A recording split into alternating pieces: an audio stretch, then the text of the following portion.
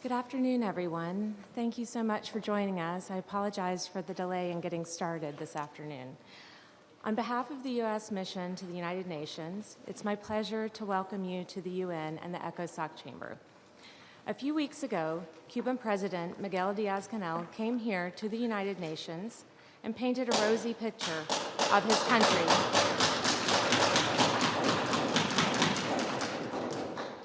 as a paragon of solidarity, democracy, and human rights.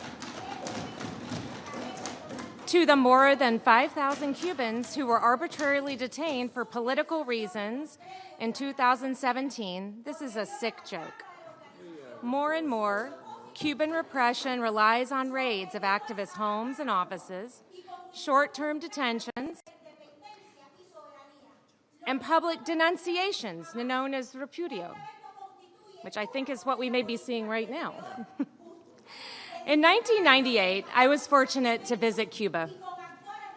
It was a time when the government had decided to allow some limited private enterprise due to an ongoing economic crisis. And we were being told that this economic opening would lead to greater freedom for the people. And while we found some hope in the private homes that had been converted into small restaurants, what is security doing? You just press the button, but her microphone's not on. Her microphone is not on, please? Okay. In the small restaurants that had been made, and private homes that had been turned into small restaurants, and from the artists selling their wares in the square, underneath that hope remained fear. The artist who would not mention Fidel Castro by name, the mother of a disappeared young man who despaired of ever finding out what happened to her son, the doctor who looked nervously at government minders, like my friends here in the room, when we asked him questions. I returned to the United States convinced that the Cuban government remained implacably committed to dictatorship and repression. Today, 20 years after my visit, the situation remains dire, especially for those who disagree with this regime, as we can see. Most of the dissidents and human rights activists I met are either dead or killed by the regime, or have spent most of the past 20 years in jail. Reputable NGOs report that more than 100 Cubans currently languish in jails or under house arrest as political prisoners. The Cuban government has arrested, tried, convicted, and sentenced them on arbitrary fabricated charges such as contempt of Cuban authorities or pre-criminal social dangerousness. Bogus legal constructs meant to deny human beings of their most basic rights to free thought, association, and expression. In one particularly ludicrous case, the Cuban authorities charged independent journalist Yoenis de Jesus Guerra Garcia with illegally slaughtering livestock, thus proving that despite its avowed atheism, the Cuban Communist Party still considers itself the ultimate sacred cow. As we sit here today, can you please remove them from the room? I'm going to pause while security removes the disruptive elements from the room.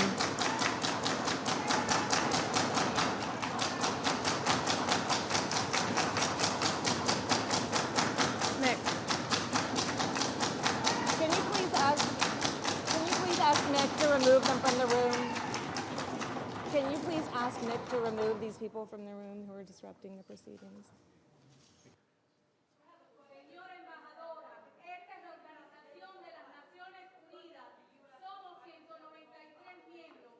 Todos los estados. In one particularly ludicrous case, the Cuban authorities charged independent journalist Yoenis de Jesus Guerra Garcia with illegally slaughtering livestock after he ran several press accounts critical of local authorities, thus proving that despite its avowed atheism, the Cuban Communist Party still considers itself the ultimate sacred cow.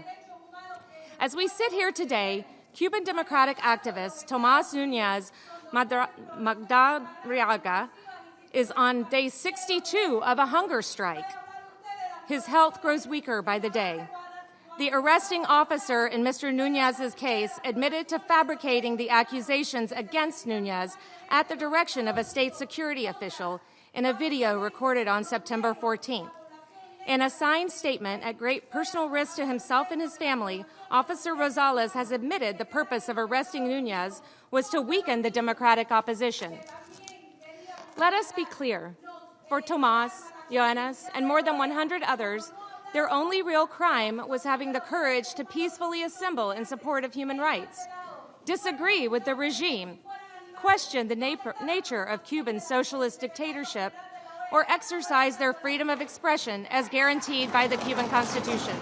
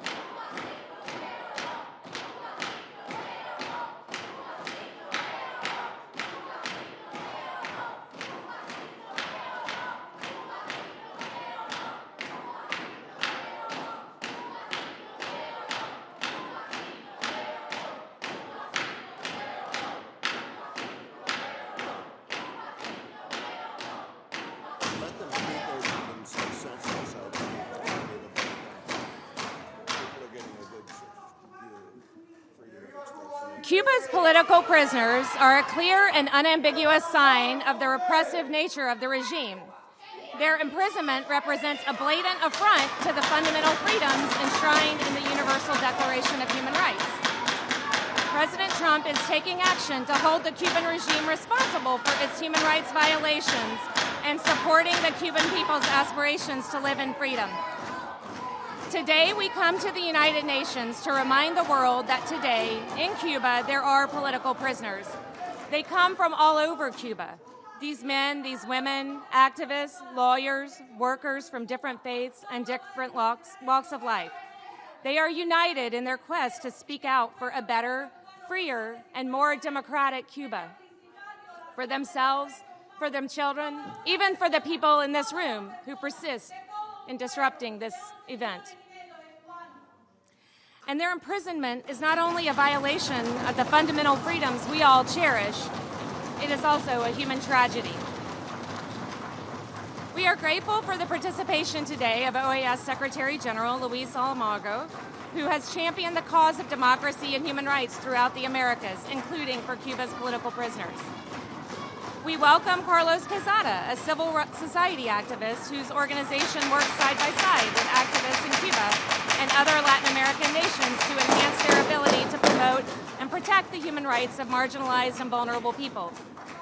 We are especially honored to have with us today Alejandro González Raga, a Cuban journalist and former political prisoner, who will tell us his firsthand experience of the horrors of the Cuban prison system. And we will hear from Miriam Currie, whose brother Eduardo is currently serving a 3-year sentence in a Cuban jail. Eduardo is a leader in the Christian liberation movement, which criticized Fidel Castro in November 2016. Several days later, he was arrested. The witnesses at the scene say authorities beat him during his arrest. It was Currie who was sentenced to assault. The Presas Caracay, or Jailed for What campaign, seeks to draw attention to the cases of specific political prisoners. We urge our partners to join us in standing with the Cuban people and calling on the government of Cuba to respect their fundamental rights and release all political prisoners. Thank you for coming. I'm now pleased to turn things over to my colleague, Mike Kozak, to moderate our panel. Thank you, Ambassador Currie. I think we're getting a good demonstration of the respect for freedom of expression that exists in Cuba.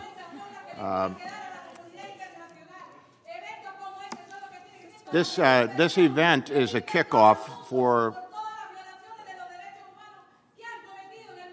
this is a kickoff for a campaign called Jailed for What? And our aim is to spotlight the people who are in prison in Cuba for doing nothing more than what we're trying to do today, which is speaking calmly and peacefully. I would like to recognize a couple of people in the room before we turn it over to the Secretary General. You can hear? Yeah, put earphones on and you can hear. If the audience who would like to hear what's going on up here would put their earphones on, you'll be better able to hear over all this foolishness.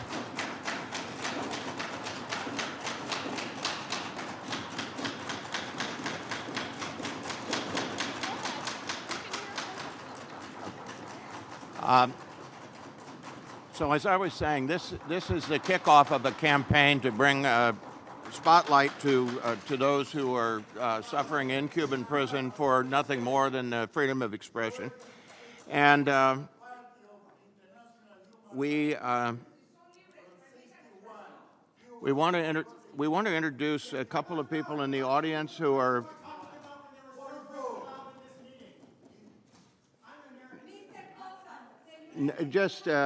Let's just continue. I would like to recognize our ambassador to the Organization of American States, Carlos Trujillo, who is here today, the Chief of Staff of Secretary General Almagro. Gonzalo Conque is here today. And I think with that, let's get on with with further part of our proceedings. We will turn it over to the Secretary General to make remarks. Thank you, Mr. Secretary General. Yeah, but it's not. It's on. Está It's bien. on now.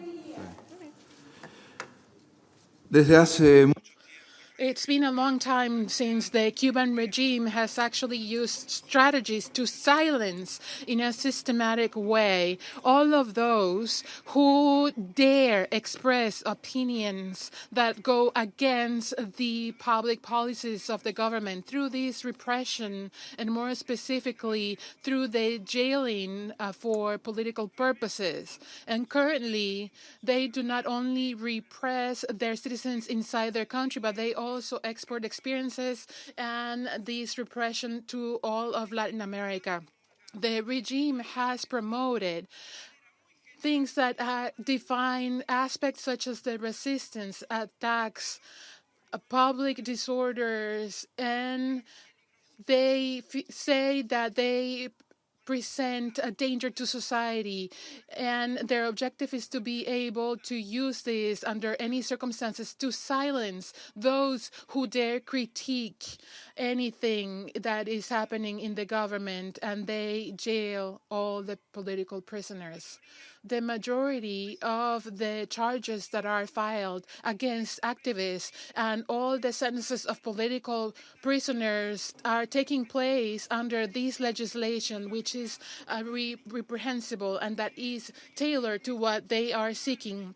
There are other laws that respond to this persecution that they could also apply without any other legal charges. For example, people could be detained up to 7 days without having to appear before a judge or before having the right to an attorney. These short-term arrests are defined so that they limit the activities of all the dissidents and opposing parties in order to silence them. The Inter-American Commission of Human Rights with the OAS, and in the most recent sessions that took place in Boulder, Colorado, and only about 2 weeks ago, we listened to direct testimonies about the serious situation that the political prisoners are suffering, those who are jailed in Cuba, specifically right now. Miriam Cardet Concepcion, Eduardo Cardet Concepcion's sister, who coordinated the Christian Liberation Movement, spoke by video about all their attempts to free her brother. Her brother was beaten up very aggressively by security agents, and he is currently a political prisoner since November 30th, 2016, for having critiqued Fidel Castro on the radio after his death. The Cuban authorities did not allow media to participate in the Boulder hearings. They prevented her from boarding a plane from Havana, and that was an additional strategy to prevent all the Cuban activists to seek their protection of their human rights.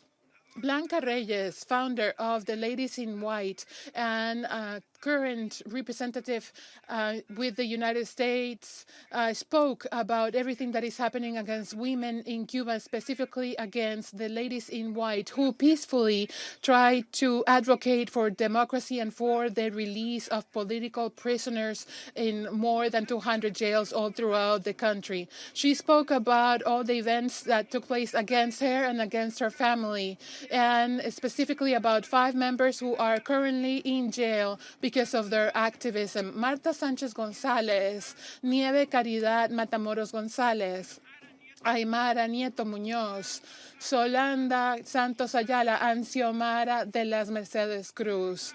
Throughout the years, our Commission of Human Rights has repeatedly signaled out that there are no improvements in Cuba when it comes to the rights of integrity and freedom, the right to vote and the right to participate in government, the freedom of expression, the violation of all the legal rights in the practice of the right to be a citizen, and among other rights, and how they have about 130 political prisoners under deplorable circumstances.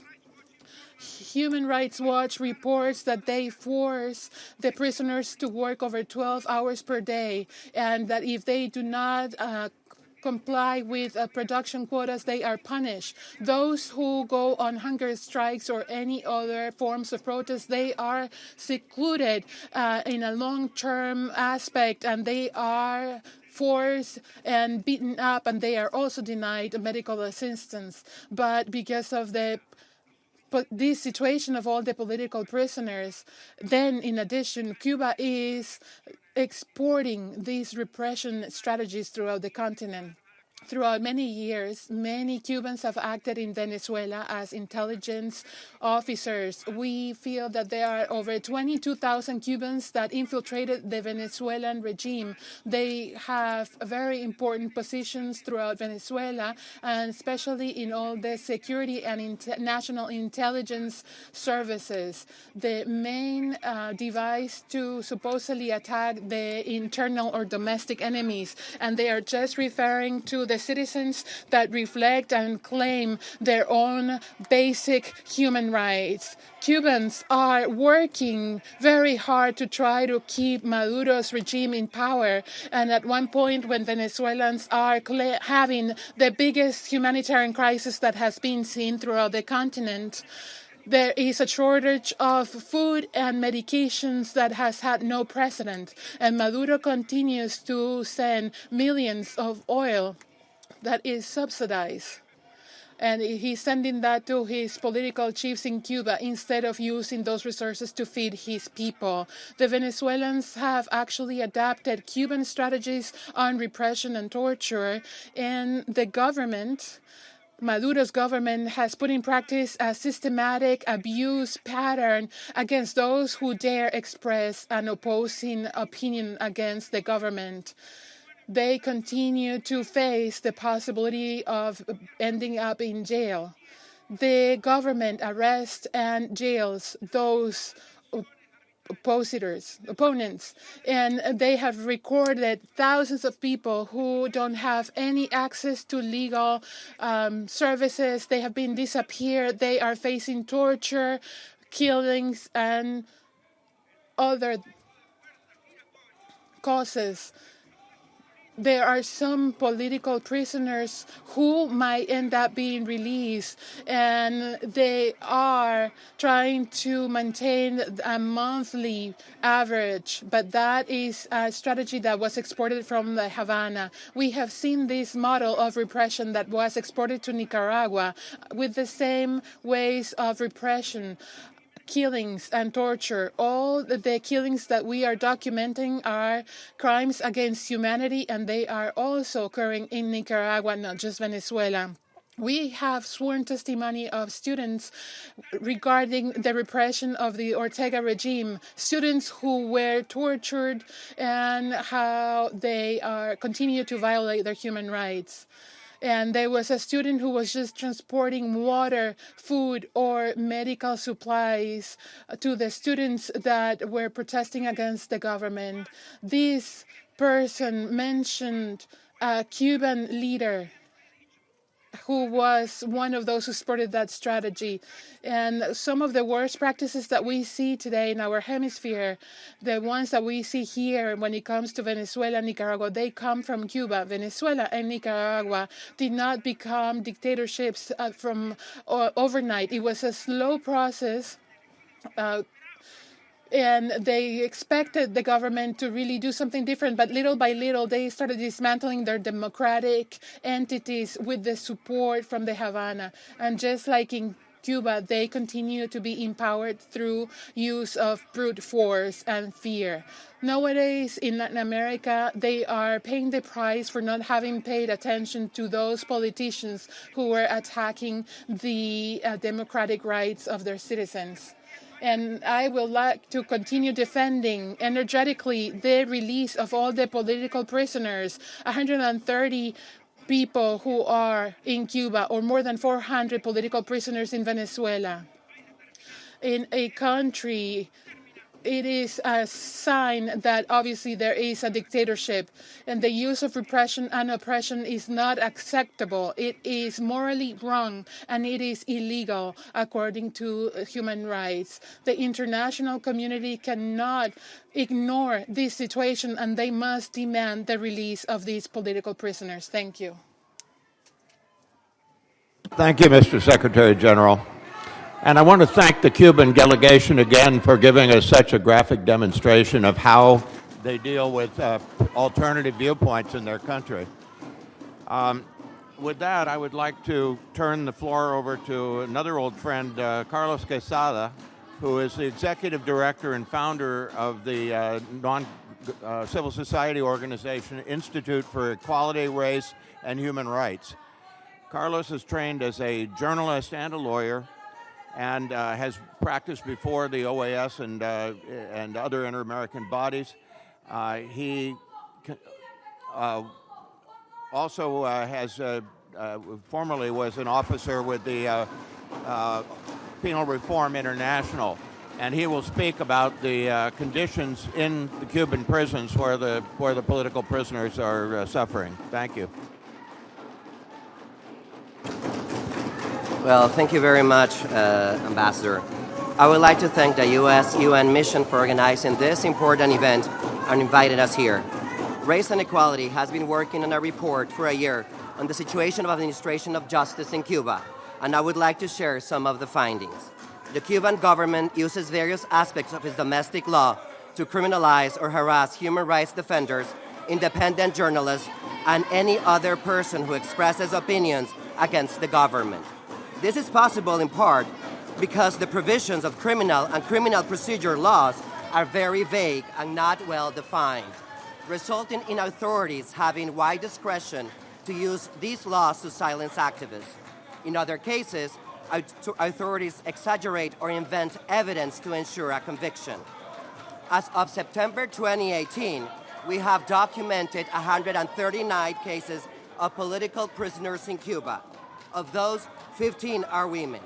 Many of these political prisoners are subjected to difficult conditions in prison, both physical and emotional. There have been several reports of prison officials offering bribes to other prisoners to commit acts of violence against political prisoners or spreading rumors about them in order to make them vulnerable to violence by other inmates.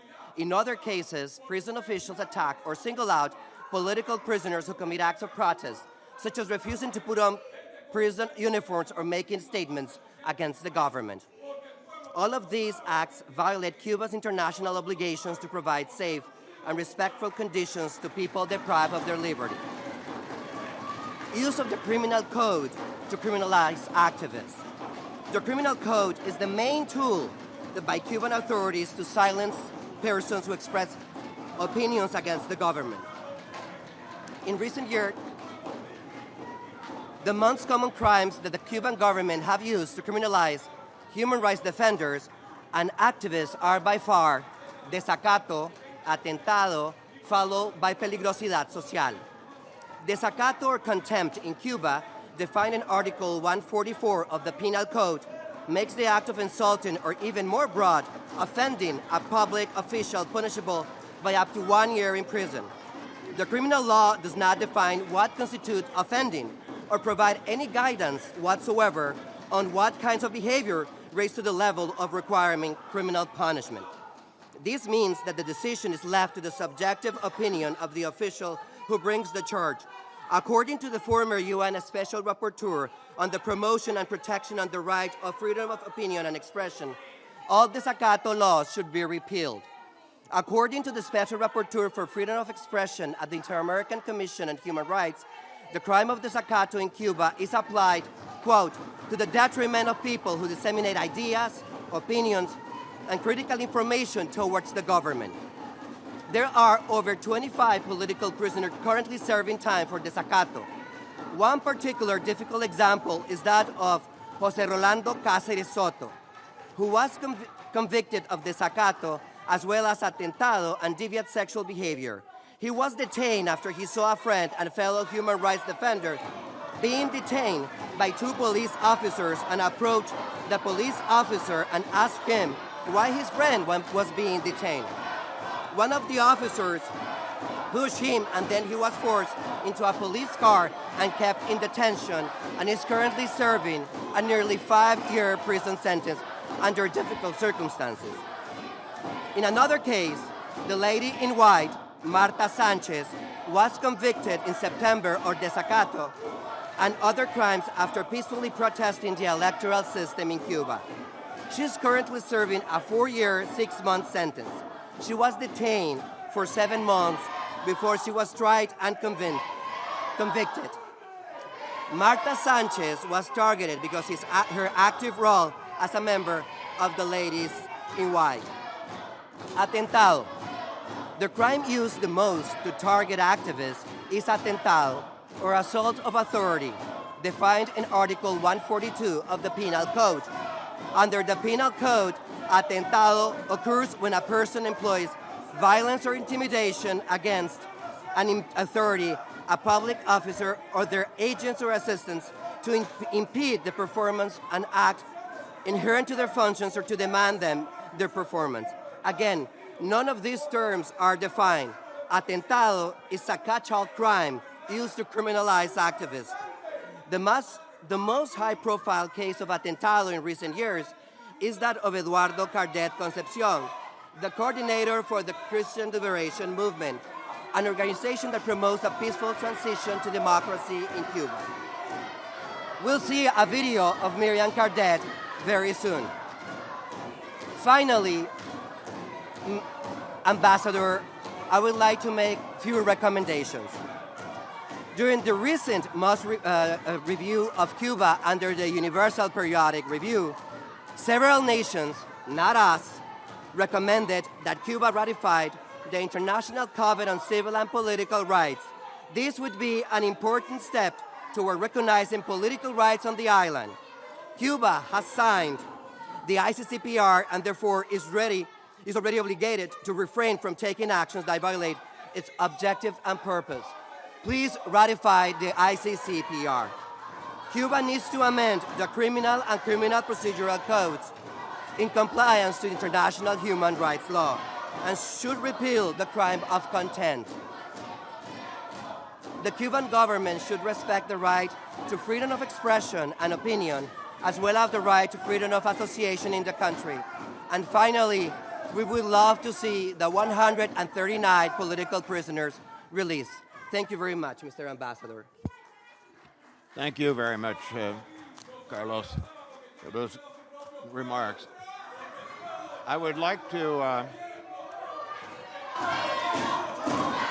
at this point, I would like to turn over the floor to someone who knows firsthand what it's like to be a political prisoner in Cuba.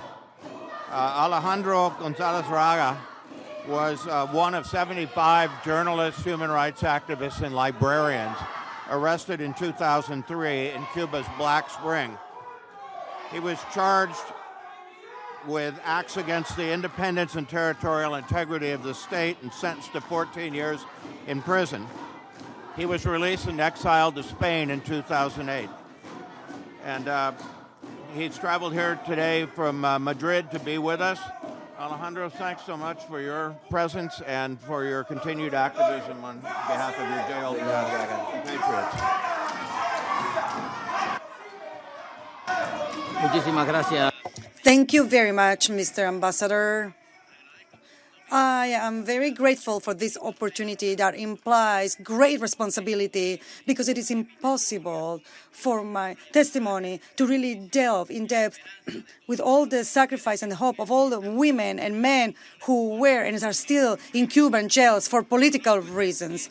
I know that experience since I have been in jail for 5 years after the wave of arrests and illegitimate trials without warrants in what is called the Black Spring of 2003. Without action, the Cuban government wanted to counter-arrest the Varela Project, a citizenship proposal that proposes essential changes in the Constitution to guarantee the rights that are internationally recognized.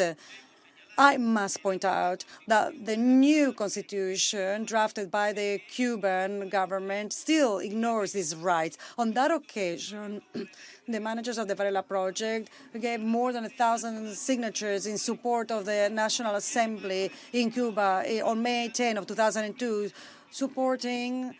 resorting to a gap of the Constitution that allowed the registered electors to propose laws. Not only with the signatures were more than what was demanded, but also it was a claim for the freedom of expression of changes in the electoral law that admitted policies of reconciliation amongst Cubans that were unstoppable amongst the people. The response of the Cuban government is well known, and even though the regime is always trying to hide its repressive side, 75 activists were released on that black screen with convictions between 6 and 25 years of imprisonment because of daring of doing that and for being journalists.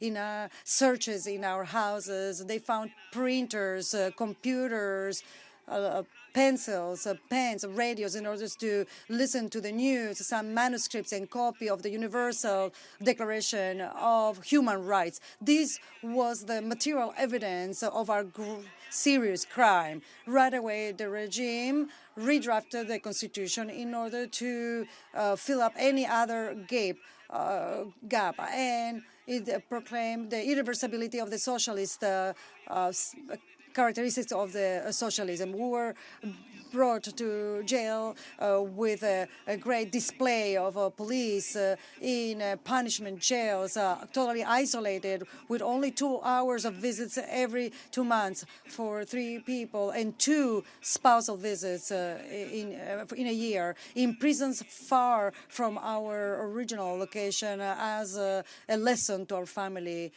Being these very traumatic experiences when they were the result of injustice, when the jailer, the totalitarian government keeps you in jail in total vulnerability with the obligation of living with other defendants accused of other different crimes. And the message is that you are a despicable person and don't deserve respect. Everything becomes a challenge, and life is an unbearable, extreme situation. With this vindication against political prisons like Mario Chávez de Armas, which is a summary of the regime. Chávez de Armas served 30 years in jail since 1960 to 1991.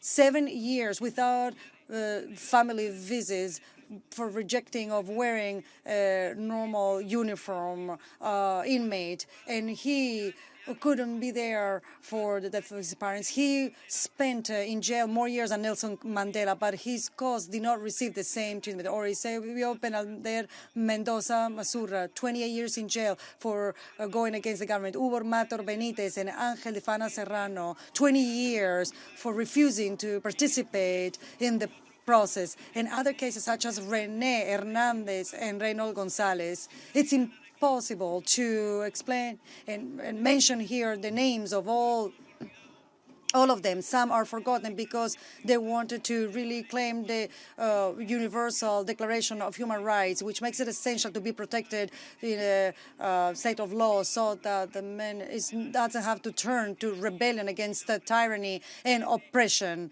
This is the case of Armando Sosa Fortuny, an old man, sick, who spent 42 years in jail of his 76 years of life, and the regime refuses to admit to have sentenced him because of rebellion, even though those who keep him in jail, they raided in 1973, and then years later they gained the power of ending the life of many Cubans in the name of a freedom that they broke. To rebel against that violation is what Fortuny is to be blamed for. And their jailers, who were also their judges, is the proof that of all the incentives of all of his life. But to set free Armando and all of his friends that have been in jail for 24 years is not a political issue or legal. It's a humanity subject. The Observatory of Human Rights has 79 people for political reasons in the many Cuban jails. They belong to many active opponent organizations and to any observer, even though the fictitious causes imposed by the government based on false evidence are in jail because of their political activism. One of the main evidence of the Cuban regimes against opponents and defenders of human rights is investigator Ariel Luis Urquiola. This detention has been declared arbitrary by the task group of the United Nations. This is a chapter that, without which you will not understand the Cuban drama, is women that are in jail for political reasons. Polita Grau, Georgina C., Olga Rodriguez Morgan, Albertina Ofarri, Araceli Rodriguez, Ocari Roque. These are women that had to suffer violations, beatings, and execution faked, and we demand solidarity. But this is not enough. We need to recognize a commitment with the government Cuban when it comes to human rights that admit access of international organizations to the country and the prison institutions without reservations, and to abolish from the Constitution those aspects that admit to include discrepancy without any warranty or the rule of law, like it has happened with women in white, Neves Caridad, Matamoros González, Aymara Nietos Muñoz, Marta Sánchez González, Yolanda González, Adana Xiomara, de las Mercedes Cruz Miranda, Micaela Rogilbert, Dachardile Sol. For them, we demand freedom.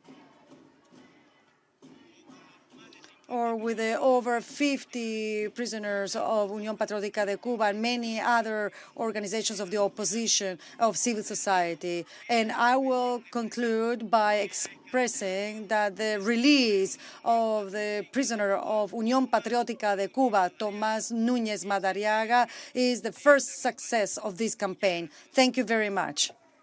Una cosa. Just one more thing. People can see here what I'm capable of doing in a body like this. You don't know what they do in Cuba. That's the end of everything. Yeah.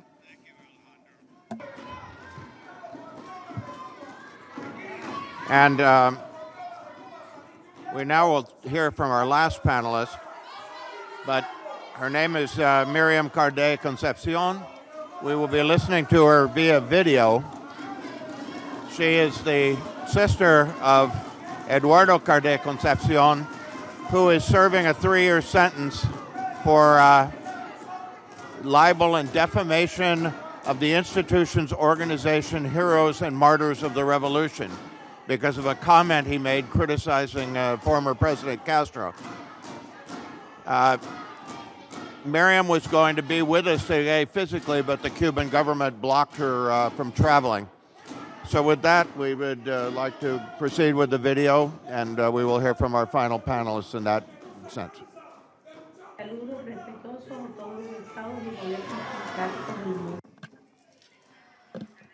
Miriam Cardet Concepcion here. I am Eduardo Cardet Concepcion's sister, who is a political prisoner in Cuba.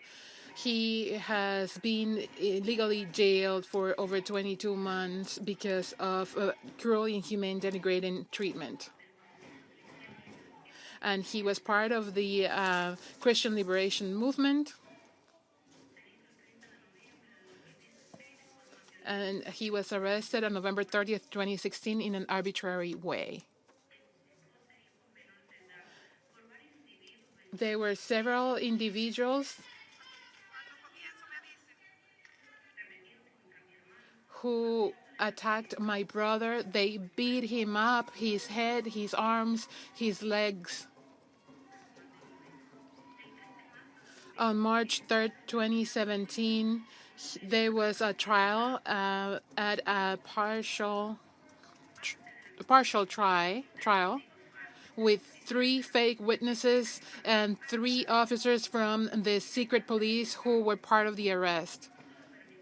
And they only allowed for a few participants on my brother's behalf because this was a crime that was fabricated against my brother, and he was still convicted to 3 years in prison because of an attempt to attack. He has been denied certain human rights that he should receive as a prisoner.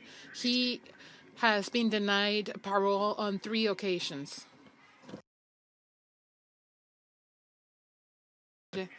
He was beaten up and he received certain injuries starting April 28th all the way to September. He's been for about 4.5 months where he hasn't been able to receive any social visits and where he has lost the right to any communications whatsoever.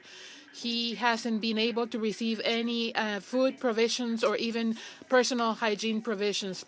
Thanks to the bishop from Holguín, we were able to see him in an extra-official visit in September. He had a biopsy where the results were communicated to the family, but only 3 months later.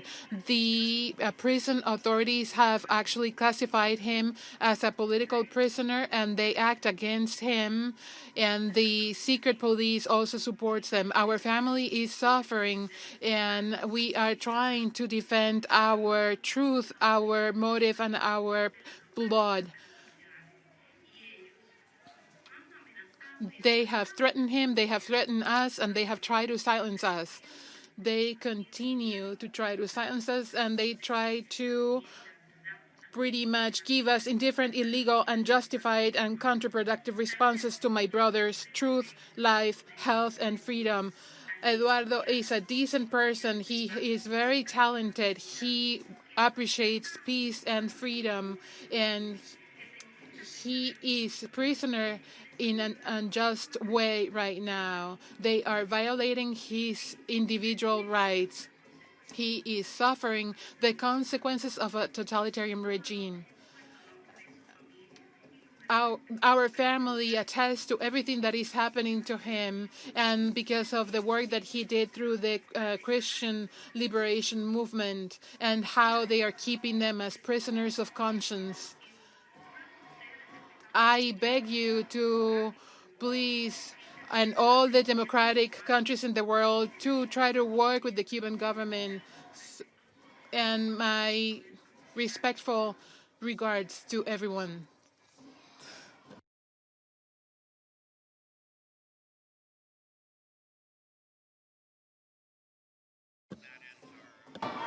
Panelist presentations. And we wanted to provide a few minutes for questions from the floor, but I'm beginning to think that may not be the easiest thing to do, given our activities in the room. Let me just say that the presentations of all of our panelists today will be available online. We will be posting them on the State Department and US-UN websites. And again, you can imagine what it's like in Cuba. If this is the way the government of Cuba behaves in the chambers of the United Nations with security present and so on, can you imagine what it would be like to be an individual Cuban citizen trying to speak their mind with this kind of attitude towards them? So I want to thank you all for coming today. And our friends here can't seem to stop long enough to say goodbye.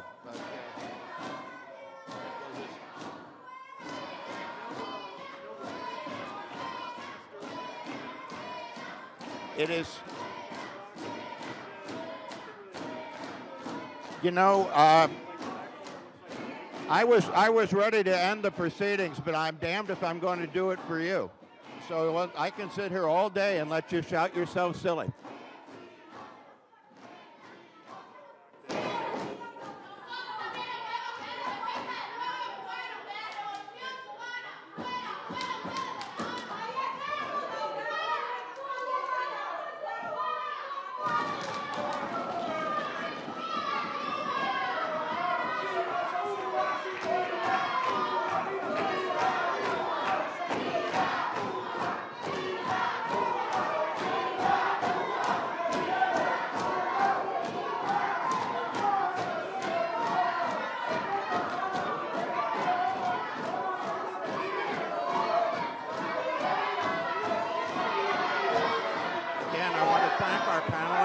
I want to thank our guests for coming.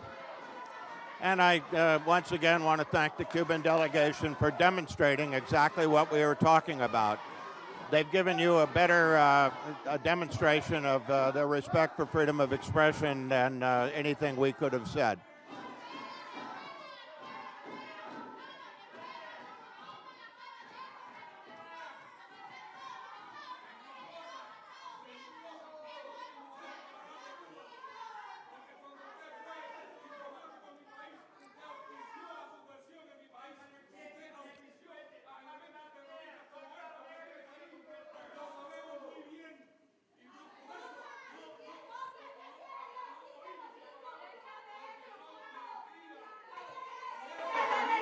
You know, you can shout yourself silly, but it's not going to change anything. I think we're approaching the time we have the room, but we'll sit here until that time comes.